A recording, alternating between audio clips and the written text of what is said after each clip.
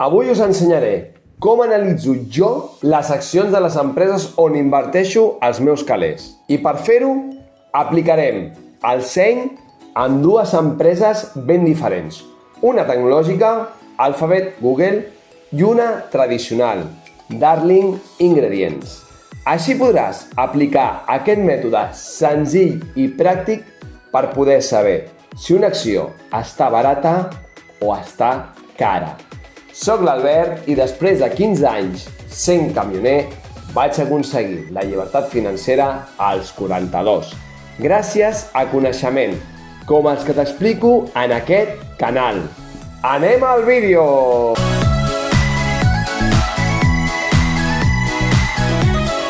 Molts comencen mirant què diuen els analistes, però això és caure en l'efecte àncora. T'influencia un número abans d'haver pensat pel teu compte. Per això, abans de veure què opinen els altres, anem directament a les dades reals i gratuïtes de Yahoo Finance. Doncs bé, anem a Yahoo Finance. Busquem Alphabet, Google. Anem a dades financeres. A dins i ens fixarem en l'any anterior, en aquest cas, el 2024. Apuntarem les següents dades. El BPA diluït, que és el benefici per acció, l'EBITDA normalitzat i el nombre d'accions en circulació. I fem el mateix amb Darling Ingredients.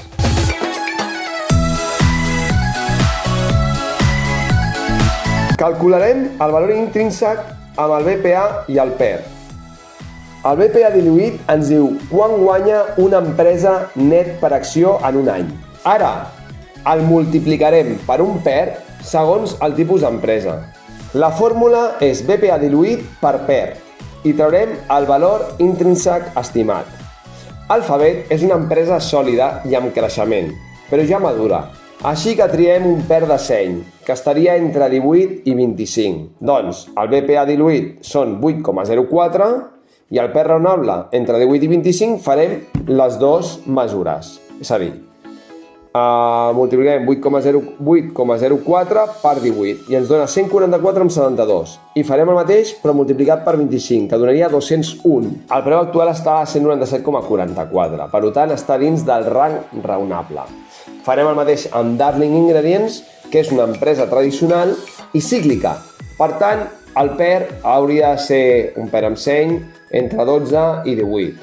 El BPA diluït d'aquesta empresa és $1,73 i el PER raonable farem la multiplicació.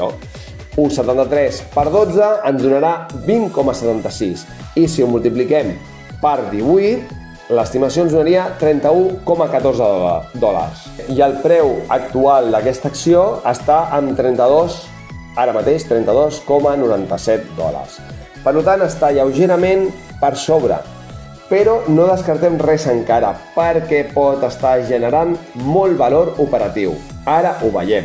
Veus com una fórmula tan senzilla et pot donar molta més confiança? Amb això ja tens una brúixola per saber si estàs comprant car o barat. I encara ens falta una dada molt important. El que guanya realment una empresa abans de pagar interessos i amortitzacions, que és l'EBITDA normalitzat. Què ens diu l'EBITDA normalitzat? El BPA ens parla del guany net, però l'EBITDA és més honest. Ensenya quant guanya l'empresa abans d'impostos, interessos i amortitzacions. Així veus la força real del negoci, com si fos una màquina de fer diners. La fórmula seria la següent. EBITDA normalitzat dividit per les accions en circulació et donaria l'EBITDA per acció. Després fem l'EBITDA per acció i ho dividim pel preu actual i tenim el rendiment operatiu anual. Doncs bé, anem a fer aquesta valoració, aquesta fórmula amb l'empresa Google, Alphabet. Doncs tenim un EBITDA normalitzat de $133.320 milions. Hi ha unes accions de 5.043 en circulació. Per tant, l'EBITDA per acció ens dona $24,56 i el preu de l'acció la tenim amb $197,44. $. El rendiment operatiu d'aquesta empresa, si dividim els 24 amb 56 pel 197,44, ens dona un 12,4%. Per tant, el rendiment operatiu d'aquesta empresa és d'un 12,4% anual. És a dir, una amortització operativa en 8 anys. Anem a fer el mateix amb Darling Ingredients. Tenim un EBITDA normalitzat de $969,118 milions, unes accions en circulació de 158,16 milions. Per tant, l'EBITDA per acció són $6,13 i el preu de l'acció $32,97. Tenim un rendiment operatiu de 6,13 dividit entre 32,97 ens dona un 18,6% anual. L'amortització operativa d'aquesta empresa la tenim en 5,4 anys. Pensa que estem agafant dades del 2024. Per què fem servir dades del 2024? Doncs bé, perquè són les últimes que tenim completes. Però si volem fer una valoració actual, només cal estimar un percentatge de creixement anual. I així obtenim un rang actualitzat més proper al 2025. Però això ja és més complicat perquè no és una ciència exacta. Això és com si compressis una casa per llogar-la.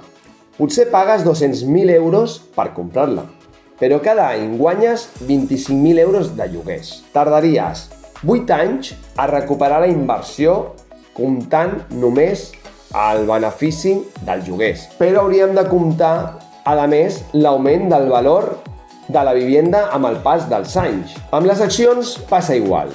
No només guanyes pel que et genera l'empresa, sinó perquè el seu valor també pot pujar amb el temps. Imagina't que una acció és com comprar una casa per llogar. El preu de compra és el que pagues per acció i l'EBITDA és el que et donaria cada any en lloguer. Un cop fet tota aquesta operació, ara que ja tenim el nostre càlcul objectiu, sí podem mirar a Yahoo Finance què opinen els analistes. Però ara ja no estarem influenciats, perquè tenim criteri propi. Ho trobarem a l'apartat d'anàlisis, a Yahoo Finance, i veurem els objectius de preu dels analistes, on hi ha una línia de preus i on et diu el número d'analistes que l'han valorada. Amb aquesta metodologia tan senzilla, pots analitzar qualsevol empresa com un professional, però amb el seny d'una persona treballadora, que vol entendre el que compra. No compres gràfiques, compres negocis reals. Si són bons, t'ajudaran a construir llibertat financera. I si t'ha agradat aquest vídeo, subscriu-te i dona'm un like. I et deixo al comentari fixat 1 o 2 llibres relacionats amb aquest tema, perquè puguis aprofundir-hi i alhora col·laborar amb el canal a través d'Amazon Afiliats. Cada vídeo inclou llibres útils relacionats amb el tema tractat. Ajuda't i ajuda'm. I recorda, diners amb seny per ser lliure!